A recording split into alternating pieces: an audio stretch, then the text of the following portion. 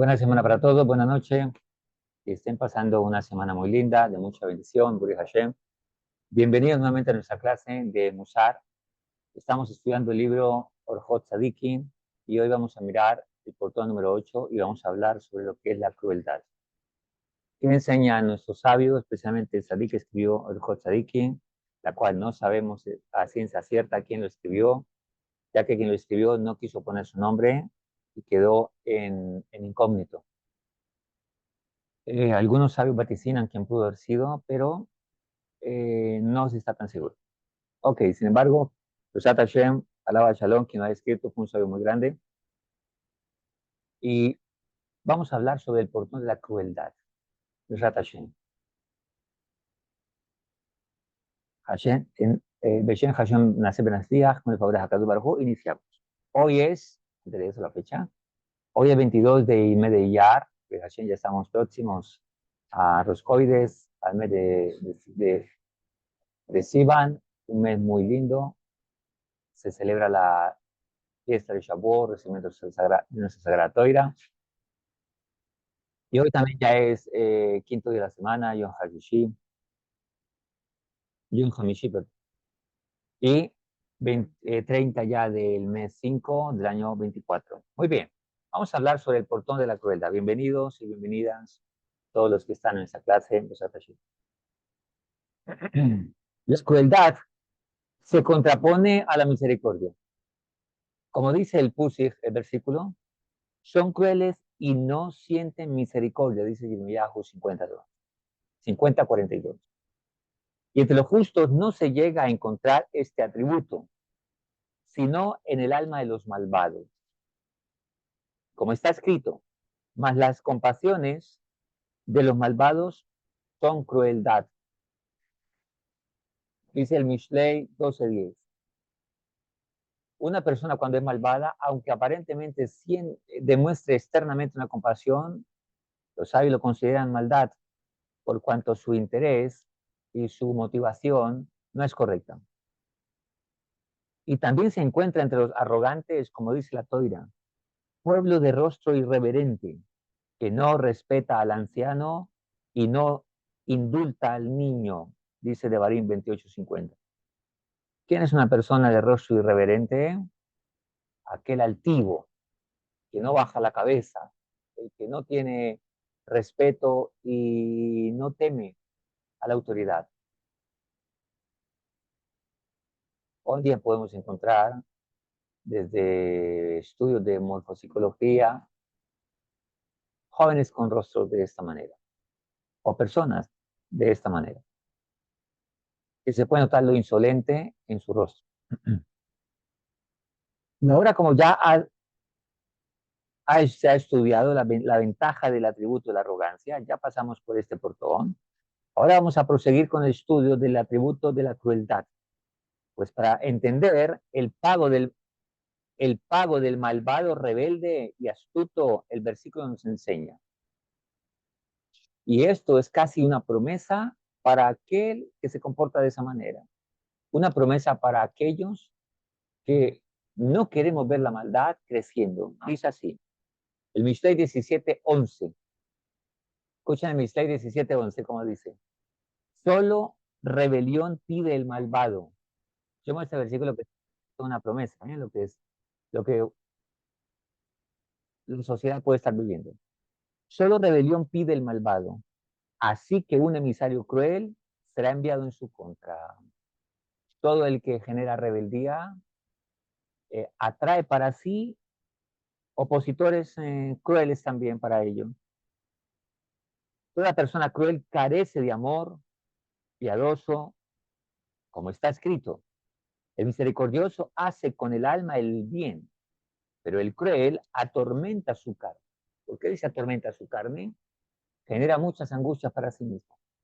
Porque una persona cruel es una persona que no va a generar bien a los demás y por lo tanto la gente querrá, lo odiará, la gente querrá hacerle daño y recibirá en su carne, en su cuerpo, muchas tribulaciones. El hombre cruel dista mucho de los atributos buenos, pues ni se apiada de los pobres, ni les presta, por muy necesitados que estén, ni les da nada. Aunque el Pusig, el versículo, enseñe, a Dios le presta a quien socorre al desamparado. En otras palabras, a Dios presta al que el pobre da. Dice el Mishlei 19:17. Y el hombre de bien es compasivo y presta al necesitado. Gobierna sus asuntos con juicio, dice el Tehillim 112:5. Y también bienaventurado, dichoso, feliz, el que se preocupa del pobre. Del día malo lo librará Dios. Dice el Mishlei, el Tehillim 41:12. Todo lo contrario aplica a la persona cruel. Ni siquiera se lamenta por el sufrimiento de sus compañeros, ignorando lo que nos enseña el rey David, cuando dice, pero yo cuando ellos se enfermaron me vestí de cilicio, afligí con ayuno mi alma y mi oración se volvía a mi seno. Dice el Tehillim 35:13, y los mefarshim, los comentaristas, de nuestros sabios, dicen que aquí el rey David habla aquí de sus adversarios y enemigos. O sea que aún por ellos será que estaba haciendo este silicio. Y a las de Job, conocido como Job, dice, no lloré por el afligido, mi alma no se perturbó por el menesteroso, dice Job 30:25. Aún por la gente que no hace bien a otros, cuando estos caen, simplemente hay que reconocer la justicia divina. Dios es justo en todas las cosas. Estas conductas son totalmente ajenas a la persona cruel. O sea, la persona cruel no tiene misericordia, pues su atributo no se halla más que en aquellos cuya naturaleza es como la de los leones, que devoran y destazan. Cuando se impone el espíritu del enojo sobre el hombre, su atributo de misericordia sale ahuyentado. Pues la falta de misericordia, cuando hay enojo, esta se va. Por eso dicen los sabios que hay tres emociones que generan agresividad. Una de ellas es la ira, el enojo. Aparte que quien se enoja olvida su sabiduría. Entonces lo domina la crueldad destructiva y devastadora. Como describe el versículo, cruel es la furia y agobiante la ira, dice el rey Shlomo en Proverbio Mishlei 27:4. Pues vemos que una persona cuando se enoja, se le olvida inclusive quién tiene al frente. Dice cosas que no tiene que decir, hace cosas que tiene que después se lamenta, todo por la ira. Esto va asociado a la impaciencia. No hay furia que se compare a la crueldad.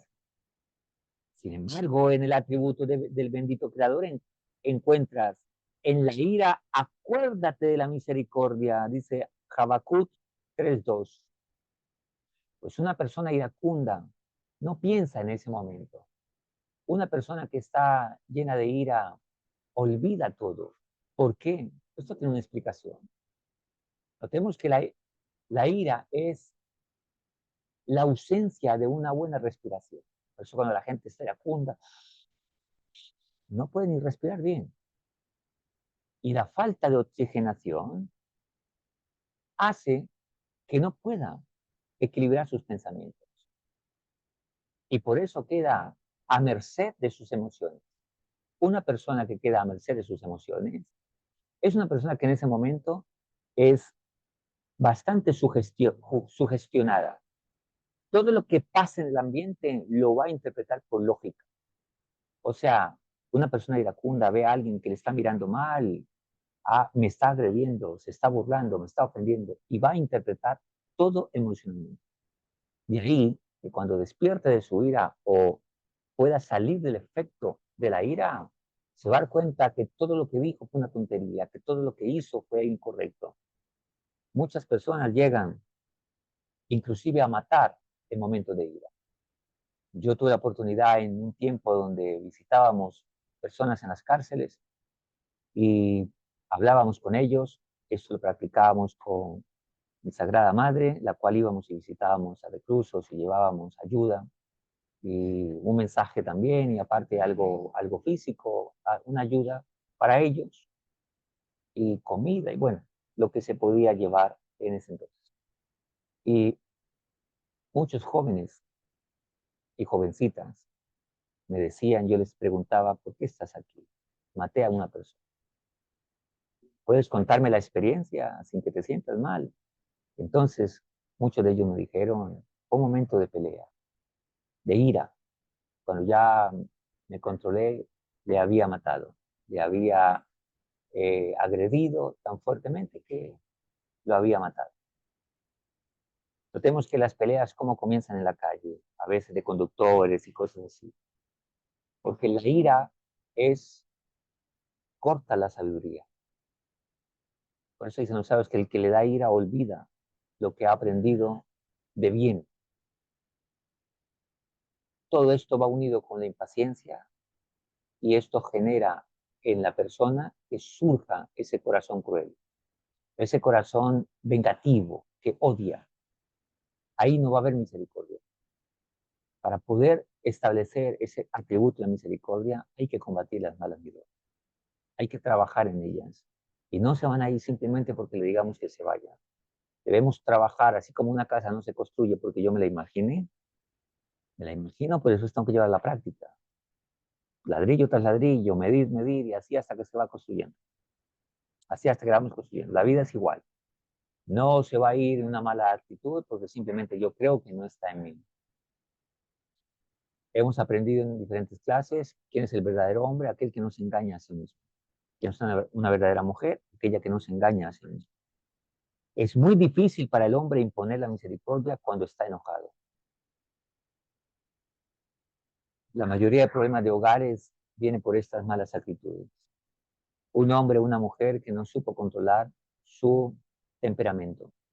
Entonces viene el maltrato a los niños, el maltrato a la esposa, el maltrato al esposo, etcétera, etcétera. Además, este atributo provoca en el alma de la persona buscar la venganza.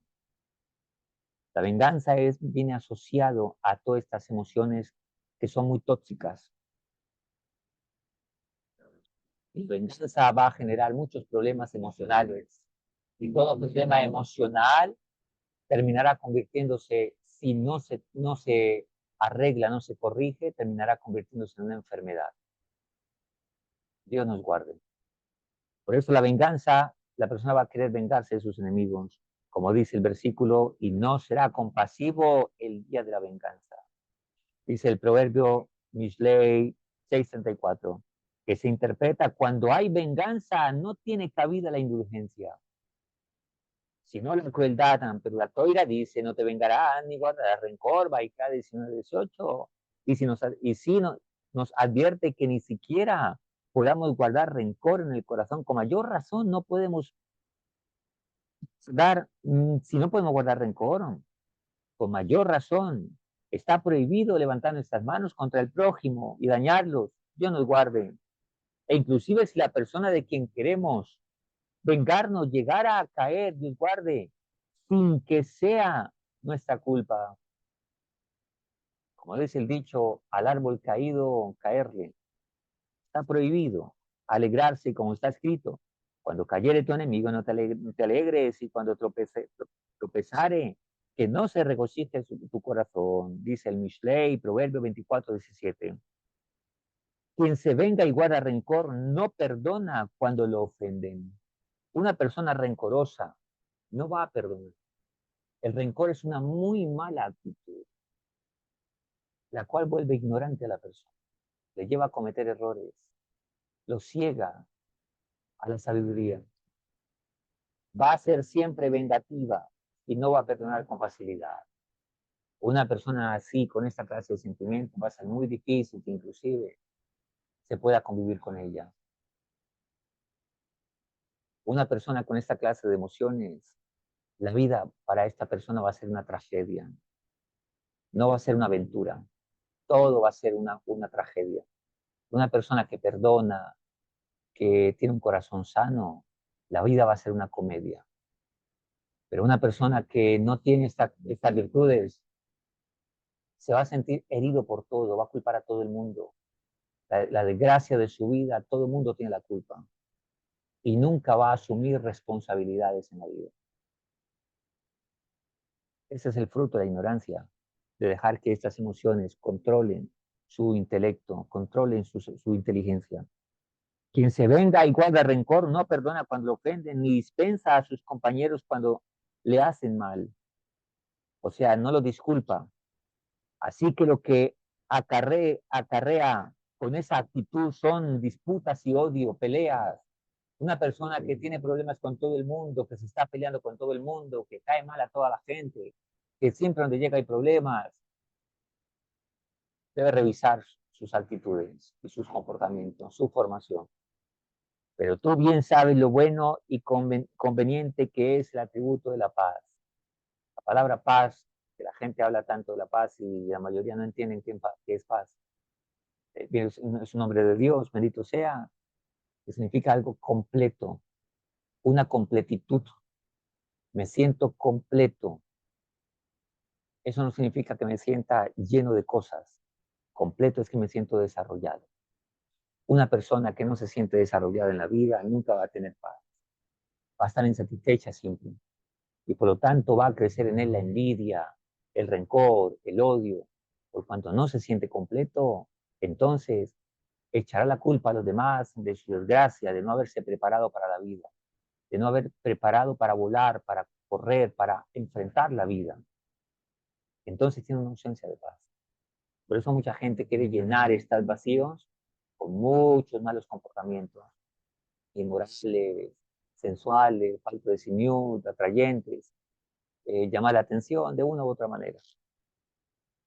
Entre todo lo que abarca la crueldad encontramos al que roba algo a su prójimo. Una persona que robe algo a su prójimo es un grave pecado. Vamos a mirar por qué. La Gemara lo va a explicar más adelante, pero vamos a mirar por qué. Primero, le causa aflicción a su compañero. El castigo es inmenso para el que roba de un pobre. Dicen nuestros sabios que una de las razones de que la persona reencarne nuevamente y vuelva a este mundo, que lo envíen, la cual no es un premio. Venir a este mundo es una corrección. Eso es como cuando en la escuela veíamos a los estudiantes que se quedaban validando las últimas 2 semanas del semestre. No es porque están premiados, es porque perdieron algo y tienen que recuperar. Así que una de las razones de reencarnar es cuando alguien queda debiendo a una persona o le ha robado a una persona. De ahí que el que roba tiene una maldición muy grande. Escuchamos lo que explican nuestros sabios.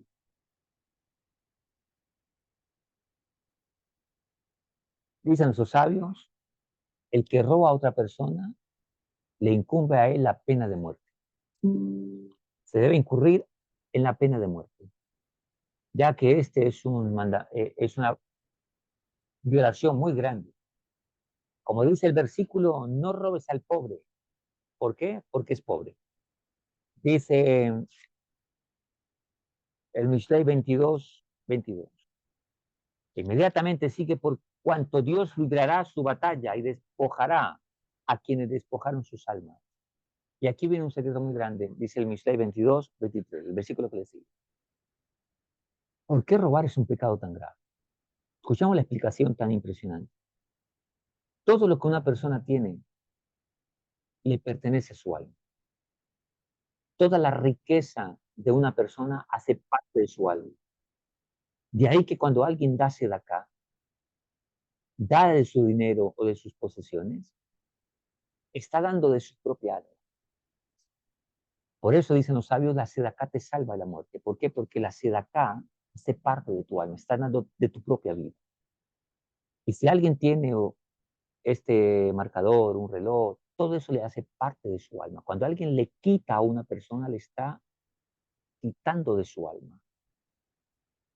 Por lo tanto, le está afectando directamente su alma. De ahí que el robo sea tan eh, malvado, que la Torah dice tiene pena de muerte.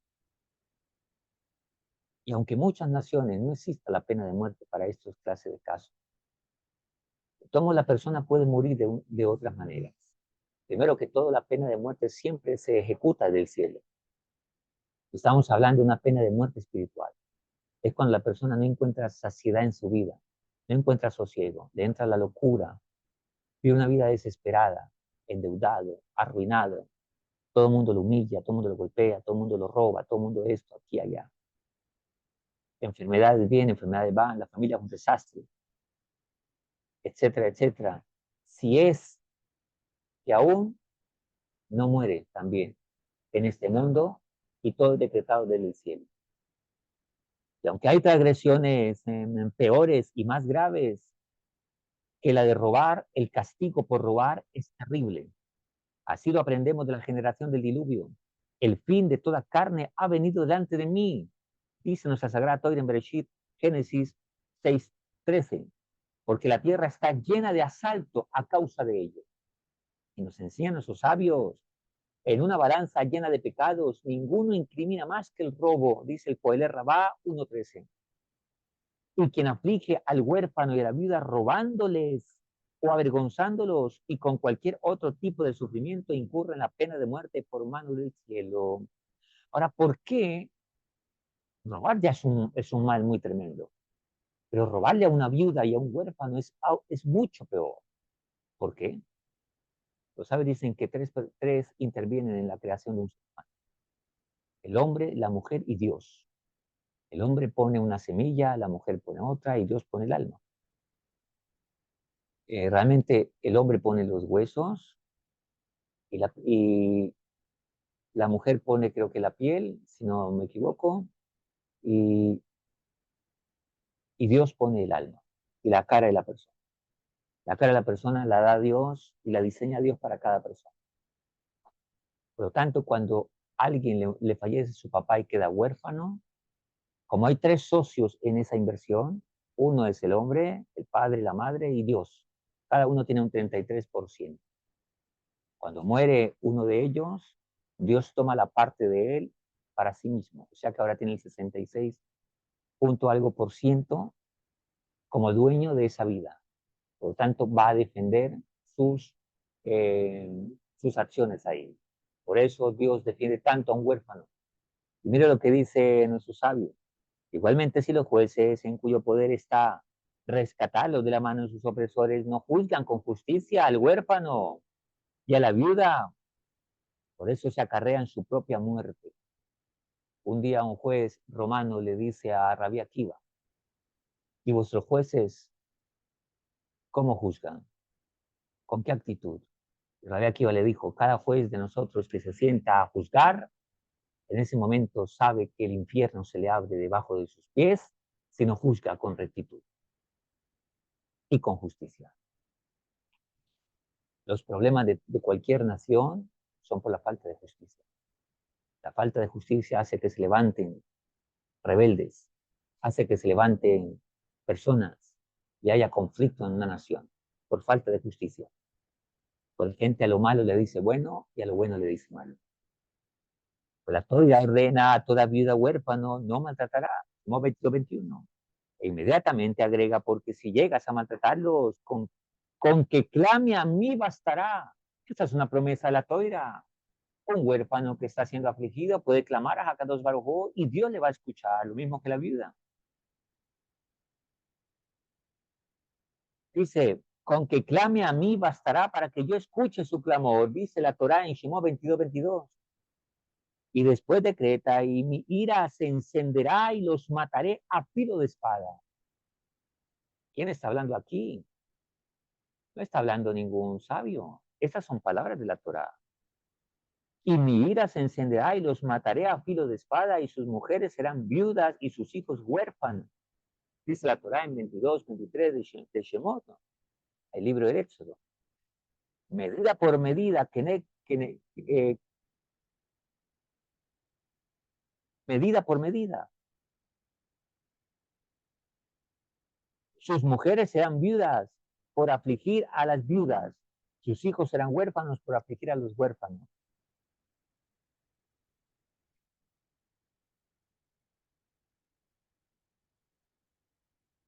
Y dicen esos sabios, además, quien oprime a cualquier israelita, a cualquier judío, está transgrediendo un precepto de abstención. Pues la Torá establece, nadie afligirá a su prójimo. ¿Quién es su prójimo? El que está frente a ti, ese próximo. Sino que temerás a Dios, Vaikra 25:17, el Levítico. En ese caso, nadie afligirá. Se refiere a hacerlo verbalmente, dice la Gemara en Talmud, Baba Metzia 58b. Cuando alguien aflige con palabras a una persona, lo humilla, eso es algo incorrecto. Por lo tanto, le causa dolor. Sino que dice, temerás a Hakadosh Baruj Hu. Y nos enseñan sus maestros de 20 memoria, todas las puertas del cielo se cerraron, menos la puerta de la aflicción y el llanto. Cuando alguien afligido clama a Kadosh Baruj Hu, es muy peligroso, porque Dios lo escucha. Dice el Talmud ahí en Baba Metzia 59a. Por lo tanto, todo hombre debe tener cuidado de no causar ningún sufrimiento a su compañero de ningún modo, ni con acciones ni con palabras. Quien roba a un pobre es como que si le quitara el alma. Y aquí un argumento de lo que hablamos anteriormente. Dice el Talmud, Baba Kamá 119a. Y aunque lo que robe sea insignificante como un centavo, incurre en la pena de muerte. Había un hombre adinerado en la época del Santo Rizal. Media por media se dice midá, que negue midá, en hebreo. Y en la época del Santo Rizal había un hombre que fue ante el Santo Rizal y él le miraba la frente a las personas, porque ahí se marcan los pecados. Dijo, tenés un pecado pequeño, pero tenés un pecado. ¿Y de qué? De robo. Y el hombre, un sadik, un hombre piadoso, temeroso de Dios, y él echaba cabeza a quién le había robado. Entonces fue a su empresa y reunió a sus empleados y les dijo, puso monedas, muchas monedas de oro y de diferentes valores. Y les dijo a todos vosotros, si a quien le haya robado al menos lo que sea y yo no me he dado cuenta, o a quien le deba algo a alguien, por favor pase y tome lo que es suyo. Todos se miraban y decían, no, su patrón es un hombre justo, un hombre piadoso. Una viejita, la más anciana de los empleados, camina paso a paso y toma una monedita del más mínimo valor. Le dijo, solo me debes esto, un día que te olvidaste de dármelo. Eso es todo, no más. Él regresa del Santo Arizal y él le dice, tu pecado ha sido borrado. Estás limpio. A veces prestamos dinero. Préstame $1, préstame 1,000 pesos, préstame una moneda, préstame esto. Mañana te lo pago. Se nos olvida. Pero eso es un robo. Préstame este dinero y en 8 días te lo devuelvo. Si la persona al noveno día utiliza ese dinero, está robando. ¿Por qué? Porque se lo prestaron por 8 días, no por 9. Si quiere seguirlo utilizando, debe ir y pedir permiso al dueño. Cuando va a un almacén y paga algo y de repente se vinieron dos por equivocación, eso no es un regalo del cielo. Hay que devolverlo. Cuando pagas y le dan de vuelta, si la persona se equivocó, dio un billete por otro y dio de más, hay que devolverlo. Son cosas inconscientes. Cuando alguien le promete a alguien, tranquilo que mañana te voy a dar esto. Inclusive dicen nuestros sabios que cuando pasas por algún lugar y hay una persona que siempre está ahí sentado y tú le das una moneda o un anciano, lo que sea, tienes que decir para ti mismo, lo doy por esta vez. Porque si no, la persona tiene la perspectiva de que siempre le vas a dar y el día que no le des lo haces. Es algo que es complejo. Lo importante es tomar conciencia de que el robo es algo muy tremendo. También se puede robar la dignidad de una persona, no solo cosas materiales. Cuando se habla mal de alguien, cuando le dicen, no le des a tal persona, excepto que esa no sea una persona buena, por supuesto. Estamos hablando en caso de que alguien quiera hacerle daño a otra persona. Cuando se roba tiempo de alguien también. Venga, nos vemos tal día y la persona no tiene intenciones de cumplirle a esa persona. Y le hace perder tiempo. le hace perder su tiempo de trabajo, en fin. Dicen nuestros sabios, la pena para este mal es la pena de muerte. Besat Hashem, que podamos cada día meditar, reflexionar en ello y poder cambiar esta muy mala actitud si la tenemos. Y si no la tenemos muy expresada, tal vez revisemos en pequeños detalles, a ver dónde está y que ojalá Besat Hashem podamos vivir como Hakadosh Baruj Hu lo desea. Recordemos, el rencor, el odio y la falta de perdón no ayudan para nada. Tarde que temprano se encapsulan tanto en la persona que generan enfermedades. Vale la pena perdonar. Así como perdonamos, también nos perdonan entre sí. Besat Hashem, dentro de 8 días seguiremos con una segunda parte de este portón de la crueldad y seguiremos aprendiendo mucho más de él. Un abrazo para todos, que Hashem nos cuide, que tengan muy bonita semana, que escuchemos buenas cosas, nos veremos hasta la próxima. ¿Te impactó? ¿Reflexionaste en algo? Dale like, comparte el video a otros también. Y bueno, si quieres hacer preguntas, lo puedes hacer ahí con mucho gusto. Los que están en vivo en la clase, vamos a una serie de preguntas que siempre tenemos. Que tengan muy bonita semana y que Hashem nos cuide. Chao, chao.